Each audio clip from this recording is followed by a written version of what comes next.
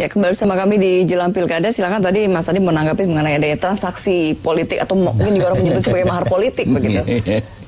Tapi sebelum itu Mbak Lulu, saya sepertinya ini kita harus imbau ke banyak ilmuwan politik terutama. Kita perlu menulis ulang soal eksistensi partai politik kita. Ini melihat praktek yang sedang terjadi. Kenapa harus ditulis ulang? Karena memang partai politik itu tujuannya dibentuk adalah berkuasa, bukan yang lain. Itu tidak bisa dinegosiasikan. Inilah yang kemudian bahwa peristiwa politik yang belakangan terjadi, ada transaksi, ada dinamika di detik-detik akhir, bahkan rela menzolimi kadernya untuk tidak maju. Ini membuktikan bahwa itulah watak dasar dari partai politik.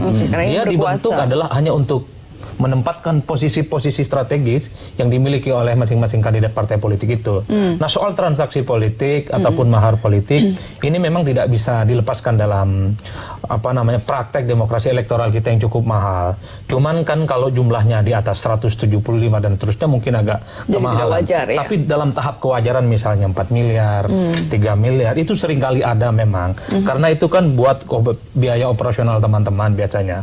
Tapi kalau angka 175 miliar itu all in, bukan hanya buat mahar tapi untuk pemenangan, membayar konsultan, membuat bayar tim sukses, itu nggak mahal, murah bahkan kurang. Yang tidak dijelaskan oleh Pak Lanyala misalnya kepada publik, kalau betul dia diminta 175 miliar, apakah itu all in atau hanya sebatas mahar? Makanya kemudian orang berspekulasi, jangan-jangan kalau itu kemahalan. Jangan-jangan apa yang diminta, misalnya kalau itu betul terjadi 175, kalau itu all in, Mbak, saya kira murah lah untuk pilgub kira-kira begitu. Karena tidak mudah kan untuk bicara mengenai misalnya survei dan segala macamnya, survei internal begitu kan, konsultan. Ini untuk keniscayaan berdemokrasi kita saat ini, Mbak. Ketika rakyat diberikan hak otonom untuk menentukan siapa pilihannya, di saat itu juga maka biaya-biaya untuk menyentuh lapisan masyarakat itu juga mahal.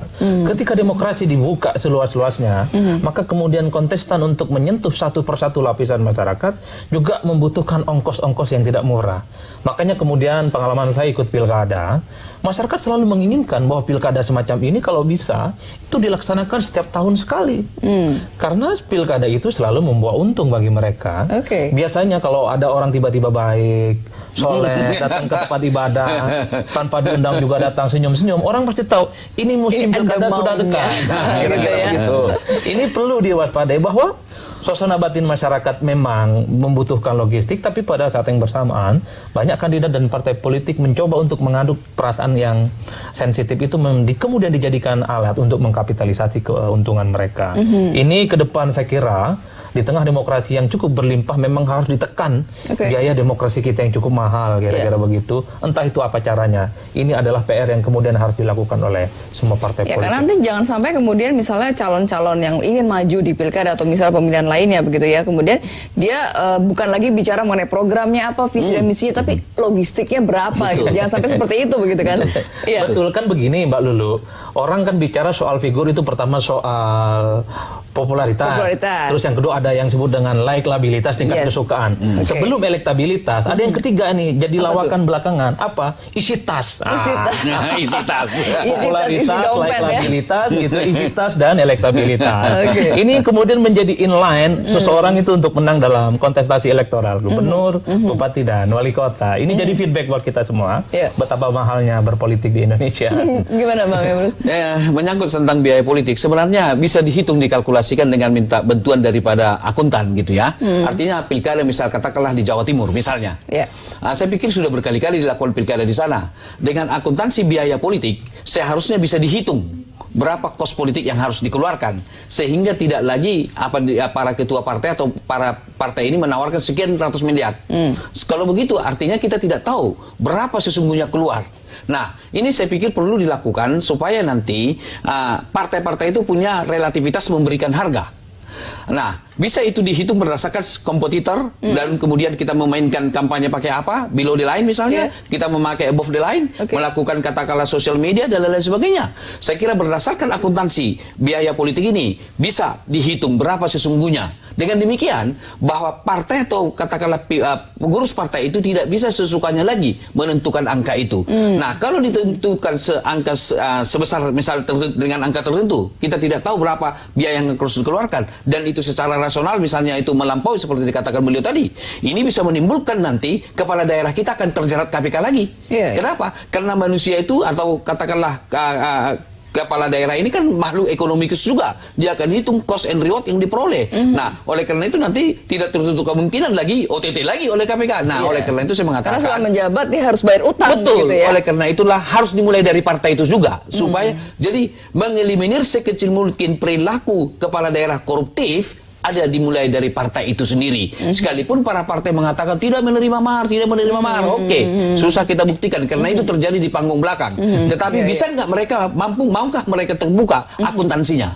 Ini biaya, ini kegiatan, ini program, ini biaya sampai sekarang itu tidak terbuka. Dilakukan. Sepanjang akuntansi biaya politik itu tidak terbuka, sepanjang itu kita tidak tahu di mana posisi debit kreditnya. Oke, baik, ini kita tahan dulu, kita akan jeda sesaat untuk mendengarkan azan maghrib. Kita akan kembali sesaat lagi.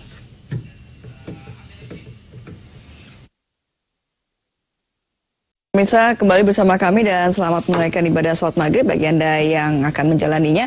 Dan kembali kita masih bicara mengenai gonta-ganti paslon di Pilkada Serentak 2018. Anda juga dapat berinteraksi bersama kami di line telepon 02151551111. Baik, kalau dilihat tadi kan kalau kita tadi bicara mengenai mahar politik yang begitu besar begitu ya, dan akhirnya partai politik kemudian bergaining position dengan para calon-calon ini karena mungkin mereka mencari mudahnya juga karena melihat kader-kader yang ada tidak mumpuni misalnya, atau mereka merasa udahlah yang instan saja, yang udah ada, yang sudah populer misalnya, yang sudah jadi gitu, tinggal mereka tarik saja gitu, tawarkan gitu. Gimana?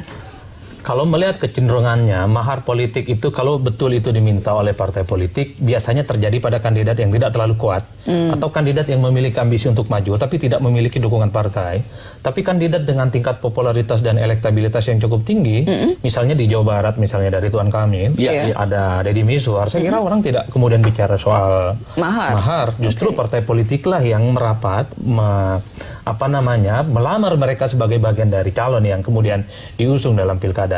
Ini yang kemudian harus dicemati. Tidak bisa disimplifikasi bahwa semua kontestan itu diminta maharnya oleh partai politik.